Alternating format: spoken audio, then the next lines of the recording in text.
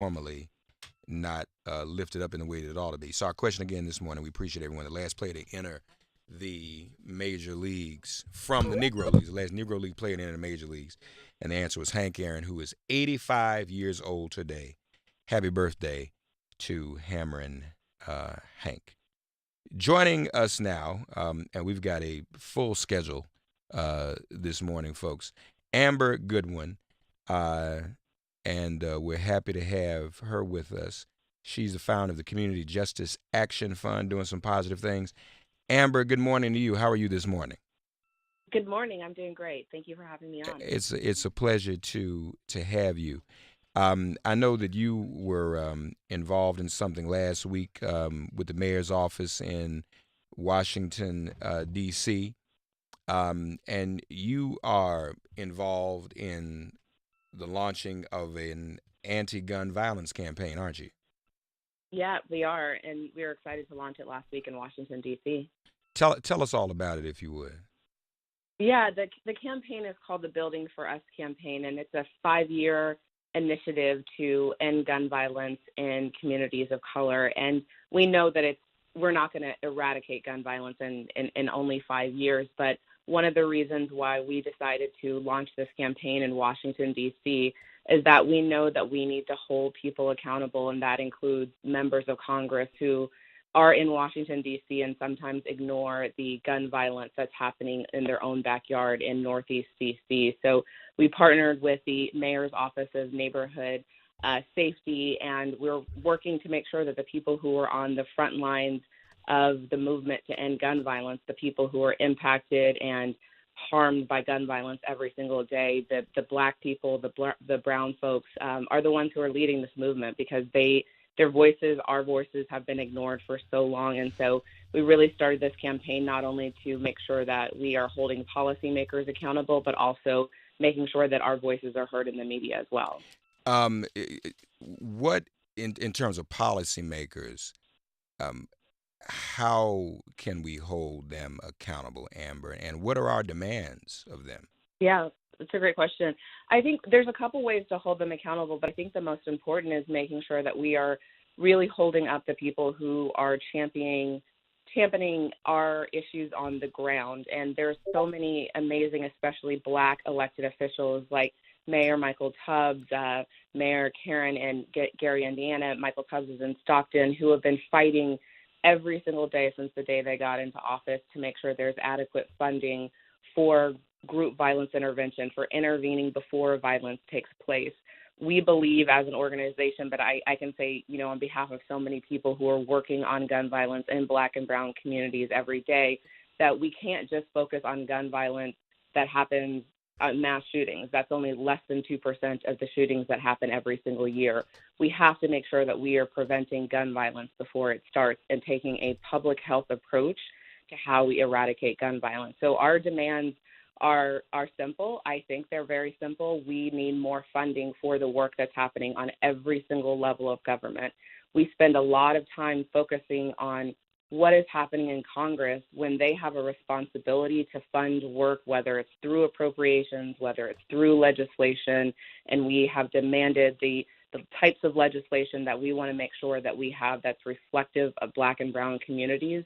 But we also want to make sure that we are focusing on gun violence in its total package, and that we're also thinking about domestic violence and interpersonal violence and what type of legislation can be passed on all levels of government. So we're coming to city halls, we're coming to county offices, we're coming to state offices and members of Congress to demand that they pass legislation that gives adequate funding to strategies that have been proven to reduce gun violence, like Operation Ceasefire, Cure Violence, and Advance Peace. And we're going to be in cities all across the country. Are you though?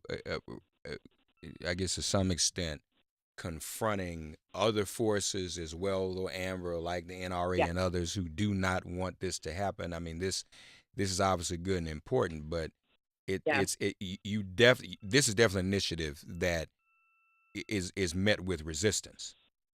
Absolutely. And we look to, as an organization, but I think as a people, to people who have been at the front line of this movement, like Erica Ford and the work that she's done with the New York City Crisis Management Center. The Mm-hmm. way that she and other advocates in New York City were able to be effective, one, because they have been doing this work for so long, but two, because they work with so many stakeholders across the city and even the state to be able to get resources adequately. So that meant holding philanthropy accountable. That meant holding the law enforcement accountable, the city officials, but also community members, and working with different organizations across the city. So we're really looking at the models of what works, and most of the time in most cities and states across the country, it has been taking a comprehensive approach and not letting philanthropy off the hook, not letting any city officials off the hook, but also making sure that organizations that have resisted these types of policies, that does include the NRA, that does include some of their partners in states across the country, that we have to confront them with facts, and we need to confront them with the people who are harmed by guns every single day. And so that's part of our mission as well. Amber, Goodwin folks are a very special guest with the Community Justice Action Fund. How long has the Community Justice Action Fund been around, Amber? Yeah, so we have been around as an organization since June 2015.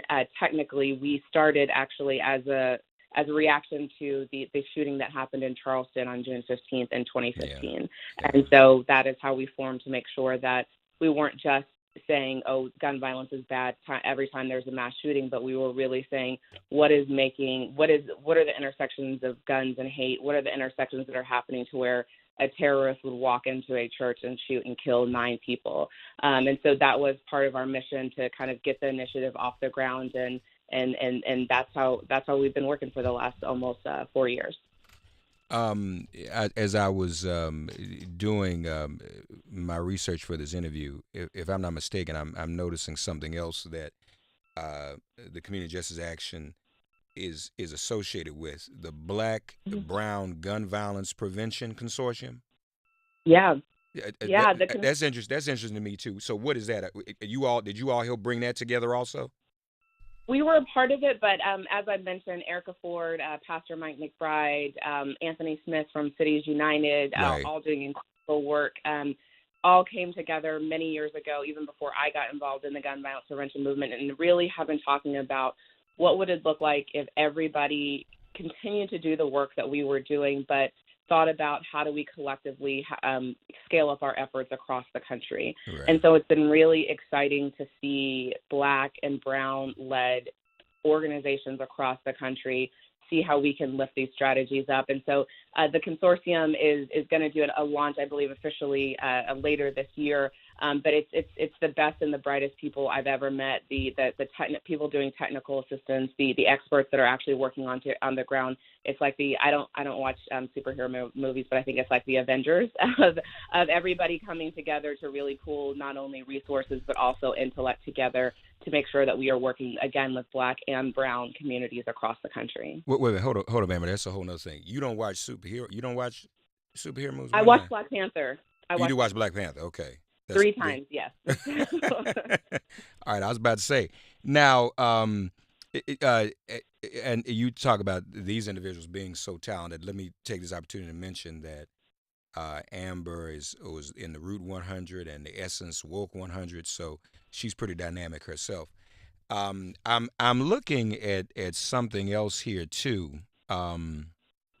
Whereas this is some good news.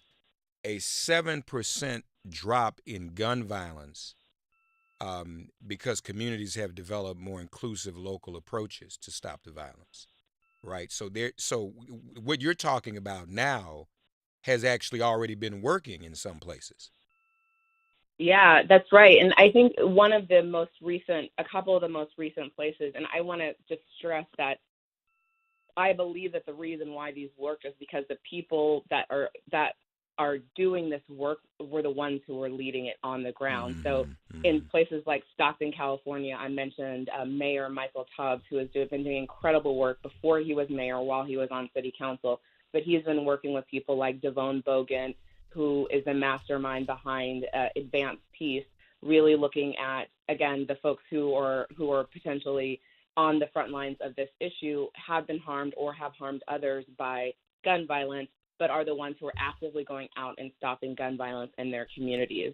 And we do all of this by looking at both sides of the gun and Mm. making sure that we are looking at people as a whole. We can't say that we're not going to work with somebody because they're formerly incarcerated. Those are the people who are leading our movement. There may not be the people who are on, on TV all the time, or the people Right, who are right. called to give reactions every time there's a mass shooting, but they're the people who are on the front lines. They know all the data, they know all the statistics. All of this frontline work has every bit of research and data behind it that will blow your mind on why isn't this being funded? Why aren't people looking at this as a way to get peace in our communities? So Stockton is a fantastic example. The work that Pastor Mike McBride and Pastor Ben McBride, they are related brothers that are pastors in the Oakland area, have been able to do, not only to reduce homicides in their community, but also work to reduce the number of officer-involved shootings that are happening in the city of Oakland. So they're looking at, again, not just gun violence that happens in one neighborhood or in one part of the city, but as a total unit, and seeing how can we make sure that whoever's at the highest risk of gun violence are the people that are being talked to about this issue and how to actually resolve it as well. Folks, is very important. A phrase you use that I'd like for you to expound upon. I kind of like that. You're looking at both sides of the gun. Yeah. Tell us a bit more about exactly what that means.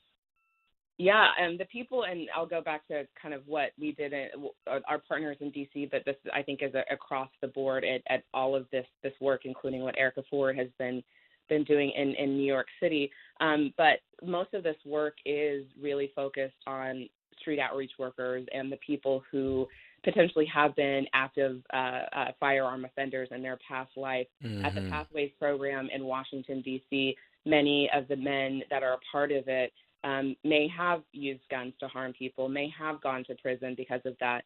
But we truly believe that those are the people who are the most credible messengers to be able to go back out into the communities, to be able to walk into hospitals and say, hey, we know this is going on. Let me tell you about how this impacted my life and how it can impact yours. And I've turned my life around, and let me give you the tools that Right. you need to be successful that I was given as well. If we're not giving anybody tools to get out of the lifestyles or to be successful in the way that they want to feel empowered, we're not going to get anywhere. We can't tell someone put down a gun if we're not telling them what to pick up instead. And so Mm. we're not, I truly believe that the leaders of this movement aren't, some politician that will pass some bill. I think that they're champions, and I think that they're incredibly important. I think philanthropy is important, but the most important people are the people on the front lines that have been directly impacted, either being shot themselves, being a former active firearm offender. And those are the people that we need to love just as much as we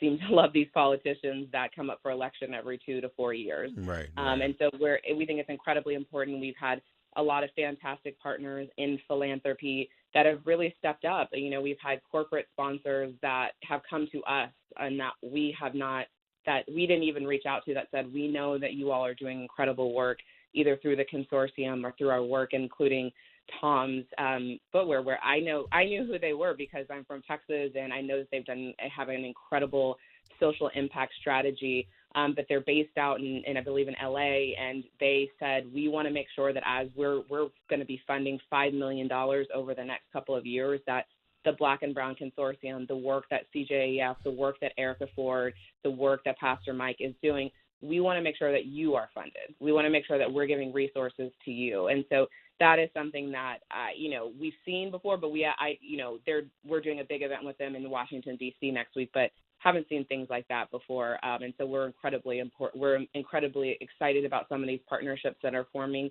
and just really hope that others can step up across the board as well. No, that's very, very important. Amber Goodwin with us, folks. Community Justice Action Fund, approaching half past hour. Not a lot of time left, but I do want to ask this question. Um, was there anything? What inspired you in particular, Amber? What is it about you that inspired you to take this on in your life? Yeah, I think I was a community organizer for 17 years before I got started doing this, and the the folks at the front lines. I met 24 men last week in Washington D.C. that lived about 5 minutes away from where I lived in Washington D.C. whenever I used to live there, and I think I probably spent most of my time ignoring the fact that they were, you know, being harmed or being hurt in our communities, Mm. and that I could have stepped up either as an individual, as a volunteer, to help support the communities. And so I think that's what keeps me in, and knowing that they are the leaders of this movement and they need every single one of us to support their work. And we need to ask them what it is that they need to be successful versus me sitting in my house in Houston and saying, oh, I think I know what, you know, a 24-year-old Black man who has been harmed by guns, harmed by their community, harmed by the system needs to be successful. And so I used to say that I'm leaving this movement, you know, in a couple of years because it's really tough, especially being a Black or brown person working on an issue that so many people seem to want to continue to throw us away. But, you know, how dare I have the privilege to say that I want to leave a movement that needs as many people as possible to support it. So this is the rest of my life, and I know everybody else who's working on this, who's been doing it a lot longer than me, would say the same thing. And so we're incredibly, you know, excited about this next venture, and then, you know, very honored that we get to talk about this message on outlets like this to be able to make sure that folks know where they can go to get support, but also where they can go to lend support as well. As you talk about, you know, gun violence in the Black and brown community, one of the things that you know, I was glad to see when there was the March for Our Lives after Parkland. For the first time, you had Black and brown parents and white parents kind of on the same page. Hmm. It's just the cultures are different. White kids go to school every day not knowing if they're going to be shot inside the school. Black and brown kids go to school every day not knowing if they're going to be shot on the way to school or on the way home. Hmm. But I think people are becoming clearer that this gun violence in either scenario is untenable. So, you know, I think the work that you're doing is very, very important, and anything we can do to support you. For those who are listening who want to get involved, tell them what they should do, Amber, please. For anybody who wants to get involved, you can go to our website, www.cjactionfund.org. We have a full amount of services that we can provide, whether or not someone is looking for support on the ground. If you have been traumatized by gun violence, there are a lot of people. I keep mentioning Erica Ford, but she's doing transformational She is. healing and trauma work in That's New right. York City, but she also is across the country all the time as well. And so we can help out people in that respect. And then we are going to be all across the country holding policymakers accountable, but also making sure that we're training advocates on the issue of gun violence, on how they can get supported. So if you go to our website, you can find out ways to get involved. And also, if you want to bring any of the trainers and all the folks from the Black and Brown Consortium to your area, we can also do that as well. And so anything that folks need, we want to be a centralized hub for that, but also make sure that we are uplifting the work and the champions that are doing this work every single day in Congress. And I would be remiss if I didn't also mention Congresswoman Lucy McBath, who has been a Yeah. supporter since the very beginning. She and I have, and all the people that I just mentioned, have been friends for a very long time, and so we are honored to know her. We are honored to be a part of the movement that she is building with inside Congress, alongside like Congresswoman Alana Presley and other folks. And so we are feeling very positive about what's ahead, but we know that there's a lot of work as well. So please check out our website. Shout out to Erica Ford, of course, our dear friend here in New York, and Lucy McBath, whose victory was a victory for the movement. Yeah. Just so you know, Amber, we on my show, even though it's not a music show, I play loud music anyway on Friday in memory of Jordan, her son. Okay. We've Yeah. been doing that ever since it happened. So look, the work that you are doing and the work that all of those you're in coalition with are doing is critically important. CJActionFund.org, folks, to find out more, to get involved. We can confront the gun violence in our communities. We can end it ourselves. We can be doing that, you know, in between, you know, electoral seasons. You know, Dr. King is Black History Month. He didn't wait to see who was going to be elected before the movement made its decisions. As a matter of fact, it was the other way around. Politicians reacted to the movement. Not sometimes we do today. We've gotten this habit of the movement reacting to politicians. I think what Amber and them are trying to do is in that same spirit where the movement drives the decisions the politicians make, the legislation they put forward, or the legislation they don't. Doesn't matter. We can do this within our own community. So this is on the ground, and Amber's working with a lot of good people. And there's a lot of good folk I know who want to get involved. I'm going to send you away, Amber, if you don't mind. But let's keep in touch. Let's continue to push this. And again, anything we can do, these airwaves are always at your disposal, okay? Great. Thank you so much. All right. Take care now. Enjoy your day. All right. Amber Goodwin, folks, cjactionfund.org. Let's get ready to take a quick break. Congresswoman Stacey Plaskett is going to join us next. Don't go away. This is MIP. Never give up.